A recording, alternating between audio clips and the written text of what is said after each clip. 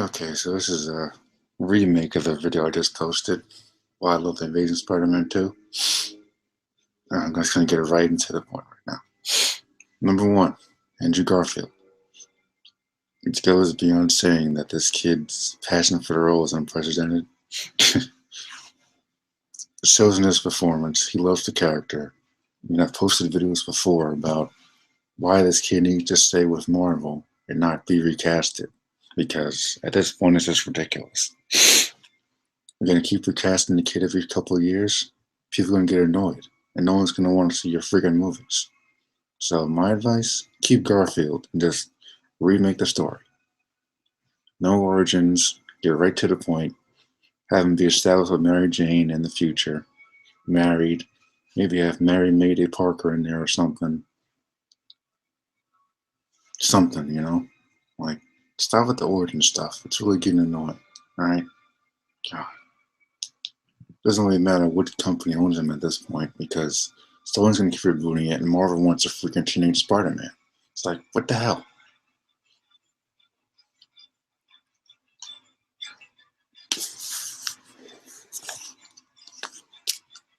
Andrew Garfield and Emma Stone are the leading points of this movie.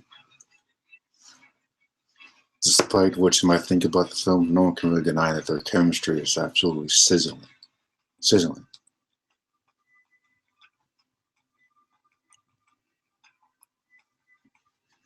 And unlike the previous series, these two actually have chemistry. Not just because they're dating in real life, but because whenever they're on screen, you believe what's going on. You feel what they feel. You felt when she died that it affected him on a more just an emotional level. He blames himself, just like in the comics. Number two, relationships. At the core of the Spider-Man universe are relationships. Peter and Gwen Stacy, Peter and Ben Parker, Peter and Aunt May, Peter and Mary Jane, even his enemies to a degree. He actually has kind of an interesting relationship with Norman Osborn as like a father-esque figure until he becomes the Goblin, which we got in the first movies. Kind of. Not really. You know, it was hinted at, but wasn't really developed too well because they didn't have that many scenes together. But I was watching a video online, Geekvolution. Shout out to you guys. You guys are awesome. They were talking about the future of Spider-Man and how Marvel is like talking about just might be going with a straightforward Spider-Man with no relationships.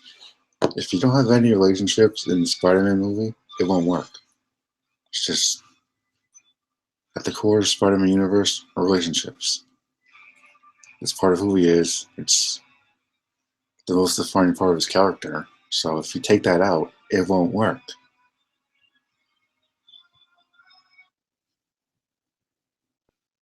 It just won't work. So I'm like, yeah. He's not Tony Stark. He's not Captain America. Publicly known heroes. He's always had to deal with his average problems outside of his costume and in costume. More so as Peter Parker. But that's what makes him unique and relatable. You take that out, you're taking away the essential part of Spider-Man. The part that's made him popular for like the past 50 years. So yeah, my advice, Marvel. Number one, avoid origins at all costs. Two, keep Garfield and Mark Webb in the director and Spider-Man roles. Recast the villains if you have to, but keep him in the role. Recasting at this point is just lazy and just it's pointless. You got enough writers in the Marvel Universe that you can tweak a couple things to make Spider-Man fit into this universe. He could fit in this universe without rewriting the whole thing. It's not that hard. Once you get rid of Alfie Rod and Amy Pascal, problem solved. Number three, Death of Gwen Stacy. I was one of those people that was actually against this. And when the movie was coming out, I was like, okay, maybe they can kill off in the third one. Set up for Mary Jane. It worked in this movie, and I'll tell you why. The whole theme of the film is about time. How much time do we have left? I thought I'd have more time, as I quote from Richard Parker, whose role in the movie is absolutely pointless, but, you know. And Peter's relationship with Gwen especially is about time, because when he's trying to tell her that he made a promise to her father, he's like, I don't want anything to happen to you, and all that. Because I know the moment Captain Stacy died, I knew death was coming. I'm like, okay, this is kind of scary. She's gonna die. I mean, that's all she does in the comics. All she does is die. Mary Jane is the done deal for Peter Parker, but I mean, they had her in the first series. Oh, she was horrible. So I'm not gonna get into that right now because I don't feel like wasting my breath. Yeah, anyway, but back to the thing. Peter and Gwen, you felt everything they felt. You felt the impact of her death on Peter, how it affected him, how much he blames himself, even though she makes her own decisions, which is nothing I like about her. She's a strong female character, makes her own decisions, doesn't, take no for an answer. She's not a damsel in distress like some people think she is. She's not. She put herself in danger because she wants to be with Peter. That's part of being what Spider-Man is, putting herself in danger. Like Mary Jane does all the movies of like, oh, she wants to be with Peter, but once he tries to leave to be Spider-Man, she gets all mad. I'm like, he told you what was gonna happen. He told you like, yo, can't be together because I'm freaking Spider-Man. What's use? She runs through the freaking city in her stupid dress. Footage to be with him anyway, but then she cries like a little girl when he's always running off. Gwen doesn't do that, She's like, I love Spider-Man, I love Peter Parker more. Okay, fine, whatever. But the relationship was just so much better. Mark Webb understands relationships, and that's why this movie works. It's one of the reasons why the movie works.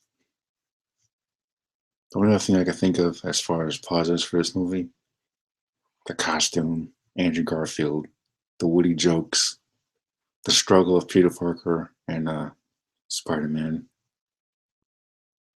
The fact that we get actual Spider-Man swinging this time instead of like 2 minutes in the first movie. It's like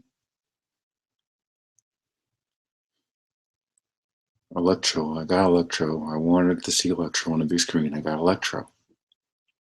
I wanted Spider-Man to have the web shooters. He got web shooters. He's cracking jokes. He's funny. I don't see what's so hard about that. Like Raimi got some things right, but he was stuck in the 60s. Like, sure, the 60s is where he began, but the past 50 years, Spider-Man has evolved. He's not a teenager anymore. He started out as a teenager, but he's not a teenager anymore.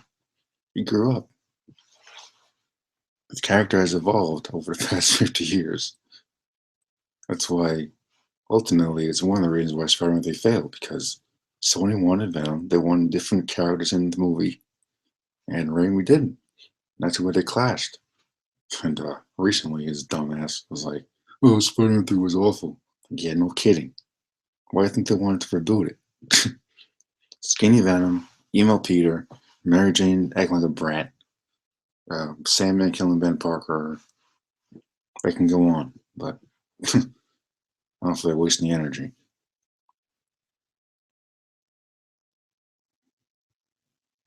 Yeah, I think there was a missed opportunity in Amazing Spider-Man 2. That kid Spider-Man saves from those bullies should have been Miles Morales. Because if they were trying to set up a Spider-Man universe, that's the way to go. You want to branch out to different characters and establish them already, that would have been the time to do it. Not only for diversity, but for the Spider-Man universe these idiots are trying to set up. I mean, anything's better than the Sinister Six movie, honestly. You serious? Yeah, for real. Those are my top 3 reasons. Let me know what you think in the comments below. If you agree or disagree, no stupid comments, otherwise I will block you. So, you know, try and be respectful, please. And if you haven't already, I know there's a video on my channel somewhere Continue signing that petition for Andrew Garfield because I still think he can be Spider-Man. Till next time.